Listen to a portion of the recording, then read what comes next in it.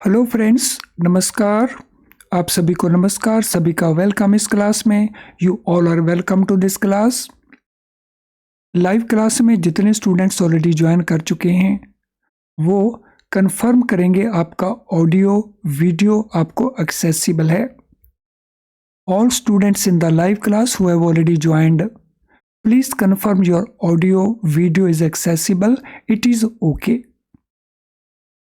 सो कर दीजिए confirm so that हम स्टार्ट करते हैं आज का डिस्कशन। तो चलें शुरू करते हैं। फ्रेंड, आज का हमारा डिस्कशन है मॉड्यूल ए के चैप्टर 4 को, जो लेटर ऑफ क्रेडिट का चैप्टर है। ये हमारी बेस बिल्डिंग क्लास है, यानी जिसमें हम फंडामेंटल्स को डिस्कस कर रहे हैं। पहले हम इसको कॉन्सेप्ट डिस्कस करते हैं और फिर उससे रिलेटेड क्वेश्चन जो है उनको डिस्कस करते हैं। अगर हम इस अप्रोच को फॉलो करें तो फिर पेपर में जैसे वो क्वेश्चन पूछेगा, जिस भी तरह से पूछे, आसानी से उन क्वेश्चन को हम हैंडल कर सकते हैं। तो चलिए शुरू करते हैं। First of all, letter of credit क्या होता है, इसको कहाँ यूज किया जाता है? लेटर ऑफ क्रेडिट और डॉक्यूमेंट्री क्रेडिट, तो ये एक इम्पॉर्टेंट बात आ गई। आमतौर के ऊपर हम लेटर ऑफ क्रेडिट वर्ड को ही यूज करते हैं, लेकिन लेटर ऑफ क्रेडिट को हम डॉक्यूमेंट्री क्रेडिट भी कहते हैं। ये एक पॉपुलर इंस्ट्रूमेंट है और इसको किस पर्पस के लिए यूज करते हैं? ट्रेड सेटलमेंट्स के लिए अक्रॉस द वर्ल्ड। यानी ट्रेड से रिलेटेड जो हमारी ट्रांजैक्शंस हैं उनको सेटल करने के लिए ये एक पॉपुलर इंस्ट्रूमेंट के तौर के ऊपर यूज होता है। इसका यूज केवल इंडिया के अंदर ही नहीं है, पूरे वर्ल्ड के अंदर लेटर ऑफ क्रेडिट का यूज होता है। It is link between buyers and sellers. हम इसको बायर्स एंड सेलर के बीच में एक लिंक के तौर के ऊपर भी देखते हैं। तो इसमें एक तरफ बायर है, एक तरफ सेलर है और कुछ और पार्टीज हैं, तो इसको हम लिंक के तौर के ऊपर भी देखते हैं। It reinforces a buyer's integrity by adding to it his banker's undertaking to pay। तो जो बायर की इंटेग्रिटी है, जो बायर की फाइनेंशियल पोजीशन है, तो ये उसको री करता है। कैसे री करता है? क्योंकि बायर का जो बैंकर है, इशू करने वाला जो बैंकर है, वो अपनी गारंटी देता है, अंडरटेकिंग देता है टू मेक द पेमेंट। तो इससे जो बायर की इंटेग्रिटी है, जो बायर की फाइनेंशियल एक्सेप्टेबिलिटी है, वो बेटर बन जाती है। It serves sellers needs to make shipment of goods specified and present shipping document to banks before getting the payments. तो ये सेलर की रिक्वायरमेंट को भी मीट करता है, क्योंकि सेलर जब गुड्स का शिपमेंट करता है स्पेसिफाइड गुड्स का, तो उसको पेमेंट मिल जाती है शिपिंग डॉक्यूमेंट के बेसिस के ऊपर, जो लेटर ऑफ क्रेडिट में मेंशन्ड होते हैं। यानी सेलर के लिए ये एक गारंटी का काम करती है कि उसे पेमेंट मिलने वाली है। In international trade where buyers and sellers are located far apart in different countries और even different continents, LC acts as most convenient instruments, giving assurance to the sellers of goods for payment and to the buyer for shipping documents as called for under letter of credit। International trade के अंदर जो buyers हैं या sellers हैं वो different countries में located होते हैं। Not only different countries, even वो डिफरेंट कंटिनेंट्स में लोकेटेड होते हैं। कोई एशिया में लोकेटेड है, कोई अमेरिका में लोकेटेड है, कोई यूरोप में लोकेटेड है।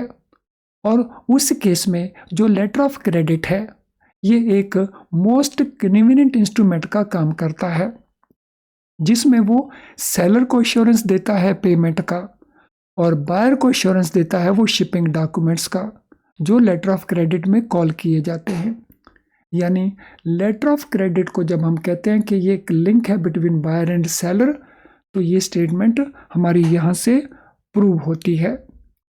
To bring uniformity in matters pertaining to LC documents and their transactions, International Chamber of Commerce, that is ICC, established in 1919 and headquartered in Paris, has framed rules and procedure for issuance and handling of transaction under letter of credit so that parties to LC uniformly interpret various terms and are bound by common rules.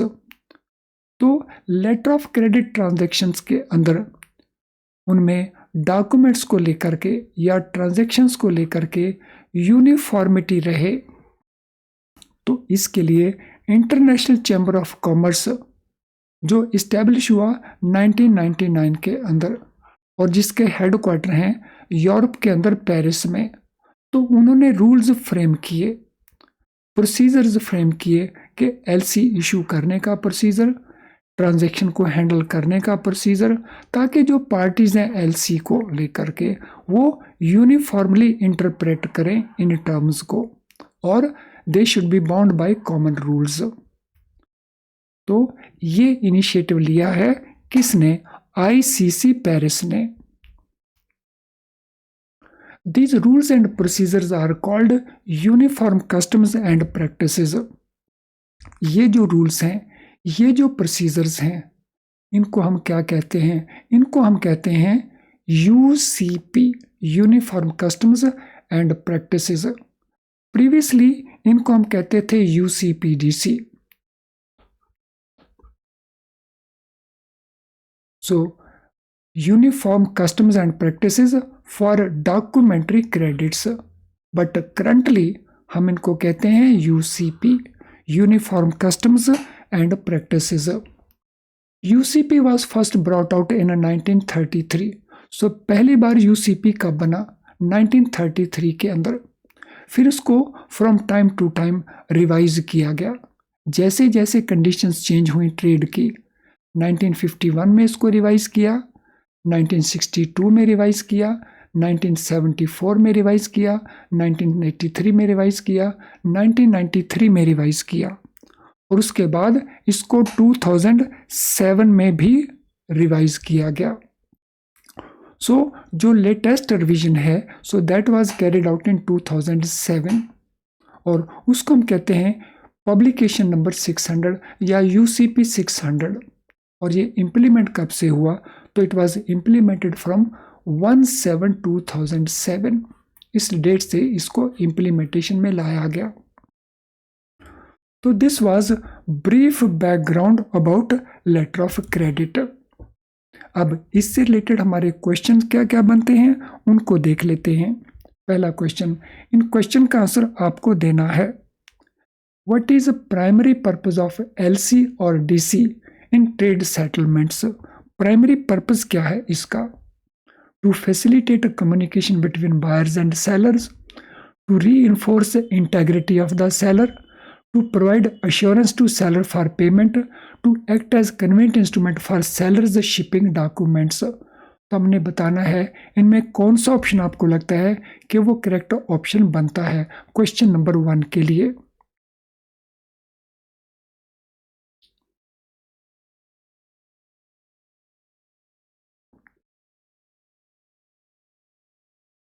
So what is the answer for question number 1? So question number 1 के लिए हमारा answer बनता है सी। ये seller को payment हो जाएगी इसकी अश्योरेंस प्रोवाइड करता है letter of credit. So this is primary purpose of LC in trade settlements. How does LC strengthen buyers position in the transaction? So sale purchase की ट्रांजैक्शन के अंदर लेटर ऑफ क्रेडिट बायर की position को कैसे strengthen करता है? By ensuring quick shipment of goods, by linking buyers and sellers, by adding bankers undertaking to pay या by specifying goods for shipment। तो बायर की जो पोजीशन है ट्रांजैक्शन के अंदर, सेल परचेज की ट्रांजैक्शन के अंदर लेटर ऑफ क्रेडिट उसको कैसे स्ट्रेंथन करता है? तो ये क्वेश्चन हमने आंसर करना है क्वेश्चन नंबर 2 के अंदर। तो सभी ऑप्शन को केयरफुली रीड करें और देखें हमने क्या डिस्कस किया था, आपको आंसर मिल जाएगा। सो क्वेश्चन नंबर 2, क्या आंसर बनता है?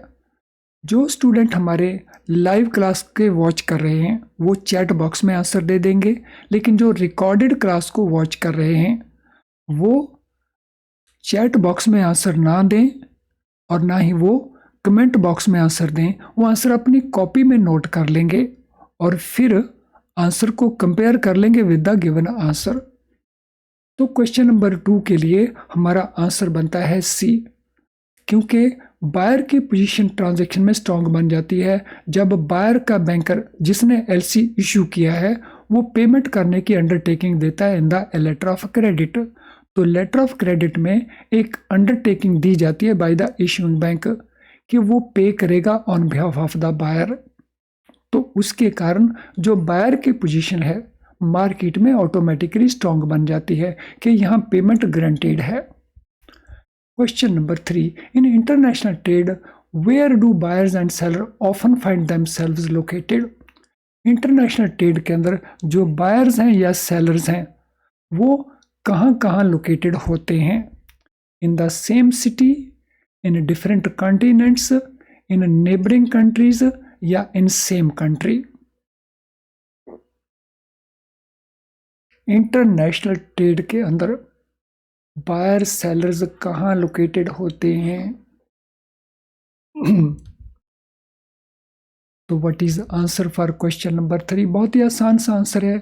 So they may be located even in different continents. वो डिफरेंट कंटिनेंट्स में लोकेटेड हो सकते हैं, not only neighbouring countries. What is rule of UCP in letter of credit transactions? Role of, तो UCP का रोल क्या है एलसी ट्रांजेक्शंस के अंदर? To create confusion, to establish headquarters, to bring uniformity in documents and transactions, to eliminate need for shipping documents. तो हमने बताना है यूसीपी का रोल क्या रहता है एलसी ट्रांजेक्शंस के अंदर। क्वेश्चन नंबर 4 का आंसर क्या बनता है? देखिए question number 4,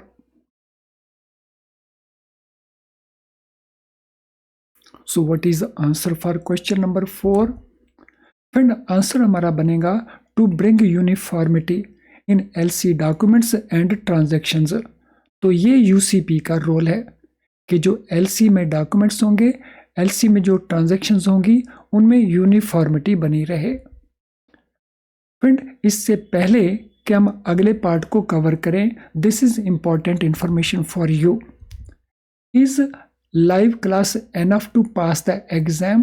No, live class is not enough to pass the exam, लेकिन ये आपको हेल्प करती है टू इम्प्रूव योर स्कोर। अगर आपका टारगेट अपने स्कोर को इम्प्रूव करना है तो लाइव क्लास आपको बहुत यूजफुल प्रूव होगी, लेकिन पास करने के लिए आपको फुल सिलेबस को कवर करना होगा, इसीलिए लाइव क्लास काफ़ी नहीं होती। तो लाइव क्लास को आप ज़रूर देखें, इसका पूरा बेनिफिट लें, आपके मार्क्स इंप्रूव करेंगे। लेकिन केवल लाइव क्लास को देख करके हम पास हो जाएंगे ऐसा हमें पॉसिबल नहीं लगता है। तो फुल सिलेबस को कवर करने के लिए आप यूज़ कर सकते हैं हमारे वीडियो लेसन्स और बाय रीडिंग द बुक। तो बुक से अगर आप प्रेपरेशन करते हैं तो उसमें आपको कई प्रकार के इश्यूज हो सकते हैं, उसको डिफ़िकल्टी होगी आपको अंडरस्टैंड करने में, या टाइम आपको बहुत कंज्यूम करना होगा। तो उस केस में आप हमारे low priced best quality video lesson को यूज़ कर सकते हो। इन वीडियो लेसन्स में हम जिन कॉन्सेप्ट्स को डिस्कस करते हैं वो बहुत इजी करके समझाते हैं और आप बहुत क्विकली उनको अंडरस्टैंड कर जाते हो। इससे आपका पूरा सिलेबस भी फिर कवर हो जाता है, आप टाइम सेव कर लेते हो, क्विकली अंडरस्टैंड कर जाते हो तो आपका टाइम सेव हो जाता है। इसके अलावा हमारी केस स्टडी को जब आप यूज़ करेंगे या हमारे क्वेश्चन बैंक को यूज़ करेंगे जिसमें आपको मल्टी चॉइस क्वेश्चंस अवेलेबल रहते हैं तो आपकी बहुत सारी प्रैक्टिस हो जाती है। तो उसके बाद आपकी पास होने की जो पॉसिबिलिटीज़ हैं वो बहुत इंक्रीज़ कर जाती हैं। तो अब ये सब कुछ अवेलेबल कहाँ पे है? फ्रेंड ये फैसिलिटीज़ अवेलेबल हैं हमारी ऐप के थ्रू। या ये फैसिलिटीज़ अवेलेबल हैं हमारी वेबसाइट के थ्रू। तो हमारी वेबसाइट को लॉगिन करें और इन कोर्सेज में एनरोलमेंट करें और आप बेटर स्कोरिंग ही नहीं, अपनी जो पास होने की पॉसिबिलिटी है एक ही बार के अंदर, उसको इम्प्रूव करें।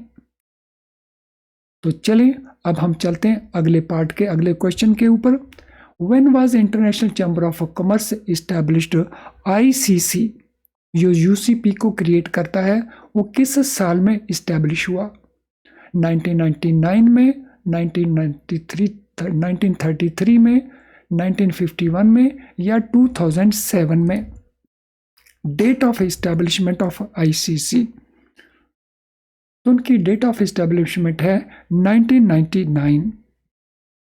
What is latest revision of UCP when it was implemented? UCP का जो लेटेस्ट रिवीजन है वो कौन सा है और उसको इम्प्लीमेंट कब किया गया? 1974 implemented in 1983, 1993 implemented in 2007, 1962 implemented in 1974, 2007 implemented from 1st July 2007। बहुत आसान सा आंसर है अगर आपने बेसिक्स को कवर कर लिया है। तो इट इज 2007। तो ये लेटेस्ट रिवीजन का डेट है और इसका इम्प्लीमेंटेशन है from 1st July 2007। Means option D is our answer. What term is used for rules and procedures framed by ICC for letter of credit transaction?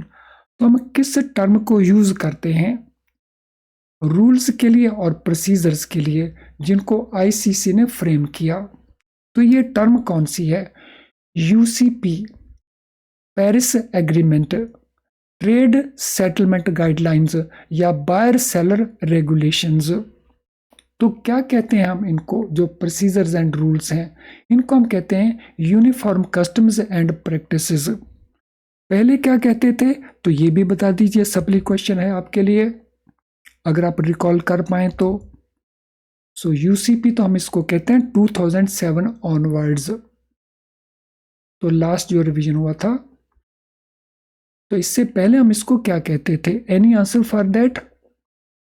इससे पहले हम इसको कहते थे UCPDC, uniform customs and practices for documentary credits.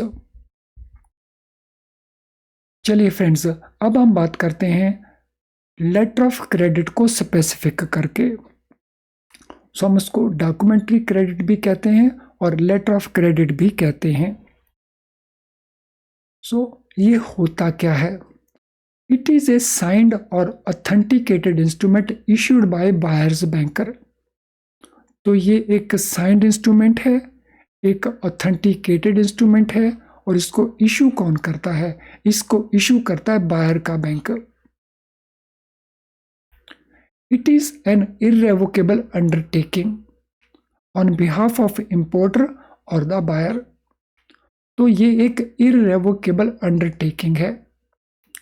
सो इररेवोकेबल क्या होता है? इररेवोकेबल होता है जिसको कैंसिल नहीं किया जा सके, और ये एक प्रॉमिस है, अंडरटेकिंग है। ये प्रॉमिस कौन देता है? ये प्रॉमिस देता है बायर्स बैंक।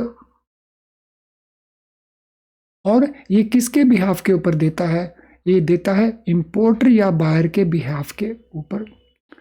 तो जब वो लोकल परचेज करता है तो हम उसको बायर कह देते हैं, जब वो इंटर कंट्री परचेज करता है तो इंपोर्टर कहते हैं। सम टाइम हम इंप्रेशन कैरी करते हैं कि लेटर ऑफ क्रेडिट केवल इंटर कंट्री ट्रांजैक्शन में यूज होता है। No, letter of credit within the country also and between two countries जो ट्रांजैक्शन है उनमें भी यूज होता है। It is in favour of exporter और द सेलर। ये जो इररेवोकेबल अंडरटेकिंग दी जाएगी तो ये किसकी फेवर में दी जाएगी? So this will be given in favour of exporter और द सेलर। एक्सपोर्टर या सेलर की फेवर में इसको दिया जाएगा। द अंडरटेकिंग इज, ये अंडरटेकिंग क्या है इसको भी हम अंडरस्टैंड कर लेते हैं। The undertaking is if specified documents showing that shipment has taken place और transmission of a software has been completed और service has been rendered are presented to the issuing bank or its nominated bank within stipulated time and all other LC terms are complied with, the exporter shall be paid the amount specified. तो इस undertaking में क्या लिखा हुआ है इसको ध्यान से अंडरस्टैंड कर लें। इस अंडरटेकिंग में लिखा है कि अगर स्पेसिफाइड डॉक्यूमेंट्स टेंडर कर दिए जाएं एक्सपोर्टर के द्वारा और एक्सपोर्टर सारी टर्म्स एंड कंडीशन को भी फुलफिल करे तो उसको अमाउंट पे कर दिया जाएगा। और ये डॉक्यूमेंट क्या एविडेंस दिखाएंगे, क्या चीज़ प्रूव करेंगे कि जो शिपमेंट है गुड्स का उसको कर दिया है या सॉफ्टवेयर को ट्रांसमिट कर दिया है या कोई सर्विस थी उसको रेंडर कर दिया है। उसके बाद ये डॉक्यूमेंट प्रेजेंट किए गए। डॉक्यूमेंट किसको प्रेजेंट किए गए हैं, या तो इशूइंग बैंक को प्रेजेंट किए गए हैं या इशूइंग बैंक के द्वारा एक नॉमिनेटेड बैंक है उसको ये डॉक्यूमेंट प्रेजेंट किए गए हैं। तो ये डॉक्यूमेंट किस चीज़ का एविडेंस दिखाते हैं, ये दिखाते हैं गुड्स की शिपमेंट का, सॉफ्टवेयर की ट्रांसमिशन का या सर्विस के रेंडर करने का। डॉक्यूमेंट प्रेजेंट किसको होंगे, या तो इशूइंग बैंक को होंगे डायरेक्टली या उसके द्वारा कोई नॉमिनेटेड बैंक होगा उसको। कितने पीरियड में, स्टिपुलेटेड टाइम होगा एलसी के अंदर। फिर जो एक्सपोर्टर है, सेलर है, उसको पेमेंट मिल जाएगी। तो ये वो अंडरटेकिंग है जो देता है इशू करने वाला bank.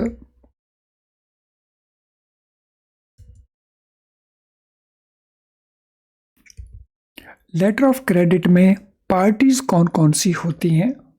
So which are respective parties in letter of credit. Letter of credit में जो सबसे पहली पार्टी है जिसके यहाँ से सारा प्रोसेस इनिशिएट होता है, so that is known as buyer और इंपोर्टर। और लेटर ऑफ क्रेडिट में हम उसको कहते हैं applicant. So applicant means the person who is making request to issue the letter of credit, जिसके बिहाफ के ऊपर ये एलसी इशू ओपन किया जाता है। So that is the first party.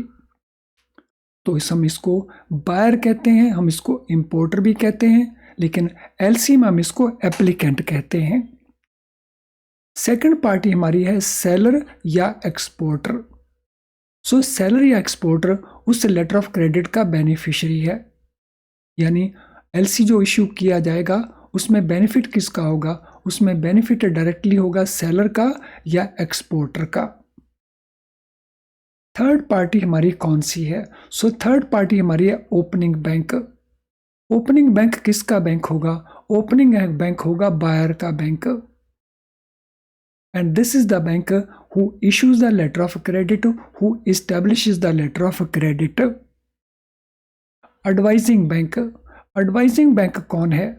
तो ये आमतौर के ऊपर नॉर्मली ये सेलर का या एक्सपोर्टर के कंट्री के अंदर ये बैंक होता है।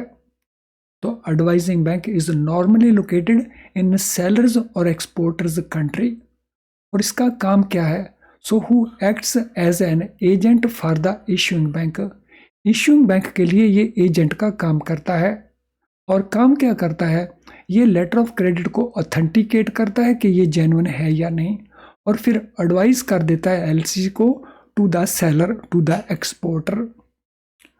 नेक्स्ट पार्टी हमारी है confirming bank. So confirming bank हर लेटर ऑफ क्रेडिट के अंदर नहीं होती है ये पार्टी। तो कुछ एलसीज में ये पार्टी होती है और बहुत सारे एलसीज में ये पार्टी नहीं होती। So confirming bank if any. तो कन्फर्मिंग बैंक क्या करता है? It undertake to make payment on behalf of the issuing bank. अगर पेमेंट इशूइंग बैंक ने नहीं किया तो उसके बिहाफ के ऊपर ये पेमेंट करेगा। तो इस प्रकार की अंडरटेकिंग देता है कन्फर्मिंग बैंक। देन हमारे पास है नेगोशिएटिंग बैंक और नॉमिनेटेड बैंक। तो दिस इज द बैंक जो सेलर्स बैंक है या बैंक नॉमिनेटेड है बाय द ओपनिंग बैंक। तो जो नेगोशिएटिंग बैंक है या नॉमिनेटेड बैंक है, आमतौर के ऊपर ये सेलर का बैंक हो सकता है या जिस बैंक ने एलसी इशू किया है ये उसके द्वारा नॉमिनेटेड बैंक हो सकता है। और इसका काम क्या है? It negotiates the LC and makes payment to the beneficiary. ये एलसी को नेगोशिएट करता है और पेमेंट करता है बेनिफिशियरी को। रीइंबर्सिंग बैंक, तो ये वो बैंक है जो रीइंबर्समेंट करता है नेगोशिएटिंग या कन्फर्मिंग बैंक को। तो विच पार्टीज कैन बी सेम, तो यहाँ पे हमने 7 डिफरेंट पार्टीज को देखा। इनमें कौन सी पार्टीज ऐसी हैं जो एक पार्टी रहेगी लेकिन वो डिफरेंट कैपेसिटीज में काम करेगी? तो advising bank, confirming bank and negotiating bank, ये एक ही बैंक हो सकते हैं। जो बैंक एलसी को एडवाइस कर रहा है, या कोई बैंक अपनी कंफर्मेशन ऐड कर रहा है, या वो डॉक्यूमेंट को नेगोशिएट कर रहा है, तो वो एक ही बैंक हो सकता है। और this could be different banks also, और वो डिपेंड करेगा एक्सपोर्टर सेलर इनकी आपस में रिलेशनशिप क्या है और बैंक्स कहाँ कहाँ लोकेटेड हैं। तो इस बात को भी हम माइंड में रख सकते हैं। एलसी और एलसी में रिलेटेड पार्टीज को अंडरस्टैंड करने के लिए अगर हम इस मैकेनिज्म को अंडरस्टैंड कर लेते हैं तो it will be very very useful for us. तो लेटर ऑफ क्रेडिट का जो प्रोसेस है वो कैसे इनिशिएट होता है? सो देर आर 2 पार्टीज जो बेसिक पार्टीज हैं, एक है एप्लीकेंट और एक है बेनिफिशियरी। तो दे हैव सम सेल और परचेज एग्रीमेंट, तो इनका आपस में एक सेल परचेज एग्रीमेंट होता है। और पेमेंट अश्योरेंस के लिए बेनिफिशियरी यानी सेलर की फेवर में एलसी इशू किया जाता है। और किसकी रिक्वेस्ट के ऊपर इशू किया जाता है? बायर या इंपोर्टर की रिक्वेस्ट के ऊपर। और बायर या इंपोर्टर इशू करने वाले बैंक का कस्टमर होता है। तो सबसे पहला स्टेप क्या होता है? So there is a request for opening of letter of credit by the applicant, जिसके बेसिस के ऊपर एलसी ओपनिंग बैंक एलसी को इशू करता है। एलसी इशू करके this is not sent directly to the beneficiary, rather it is sent to the advising bank. Advising bank normally beneficiary के country में located होता है। सो एडवाइजिंग बैंक का काम है ऑथेंटिकेट करना लेटर ऑफ क्रेडिट को। ऑथेंटिकेशन के बाद it is sent to the beneficiary, exporter या सेलर। देन एक्सपोर्टर सेलर क्या करेगा? ये गुड्स को प्रिपेयर करेगा और उसके बाद उनको शिपमेंट करेगा। तो फिर उसके बेसिस के ऊपर ये डॉक्यूमेंट तैयार करेगा एंड देन डॉक्यूमेंट को ये ले जाएगा उस बैंक के पास जो नॉमिनेटेड बैंक है या नेगोशिएटिंग बैंक है। सो ये बैंक नॉर्मली बेनिफिशियरी का बैंक हो सकता है, लेकिन कोई और बैंक भी हो सकता है जिसे नॉमिनेट किया हो इश्यूइंग बैंक ने। तो नॉमिनेटेड बैंक डॉक्यूमेंट के अगेंस्ट इसको पेमेंट प्रोवाइड कर देगा। तो वो डॉक्यूमेंट चेक करेगा whether documents are according to letter of credit और नॉट। तो उसके बाद the payment will be made to the beneficiary and then on due date, so due date के आसपास नॉमिनेटेड बैंक इन डॉक्यूमेंट्स को भेज देगा to the opening bank. So this document will be sent to opening bank और issuing bank. और issuing bank ये document की एक्सेप्टेंस ले लेगा एप्लीकेंट से। तो एप्लीकेंट से एक्सेप्ट लेने के बाद on due date payment will be sent to the nominated bank, और फिर ओपनिंग बैंक अपनी पेमेंट रिकवर कर लेगा from the applicant. Sometimes beneficiary is not sure about standing of the opening bank. तो उस केस में बेनिफिशियरी रिक्वेस्ट करता है एप्लीकेंट को कि उसको एक एडिशनल बैंक की गारंटी चाहिए, ताकि अगर ओपनिंग बैंक पेमेंट नहीं करता तो फिर वो बैंक जो गारंटी देगा वो पेमेंट करे। तो उस केस में इन्वॉल्व हो जाता है कन्फर्मिंग बैंक। तो कन्फर्मिंग बैंक ओपनिंग बैंक के बिहाफ के ऊपर गारंटी देता है कि अगर ओपनिंग बैंक ने पेमेंट नहीं किया तो कन्फर्मिंग बैंक पेमेंट करेगा। और लास्ट में एक बैंक और आ जाता है किसी किसी सिचुएशन के अंदर, जिसको हम कहते हैं रीइंबर्सिंग बैंक। सो रीइंबर्सिंग बैंक क्या है? फाइनली पेमेंट करना है ओपनिंग बैंक ने, लेकिन सम टाइम ऐसा अरेंजमेंट नहीं होता between nominated and negotiating bank के डायरेक्टली पेमेंट इससे ऑब्टेन की जा सके। तो उस केस में ओपनिंग बैंक एक और बैंक को अथोराइज कर देता है कि जब भी आपसे पेमेंट नॉमिनेटेड बैंक ले तो आप उसको पेमेंट कर देना, मैं आपको पेमेंट कर दूंगा। तो उस केस में आ जाता है रीइंबर्सिंग बैंक।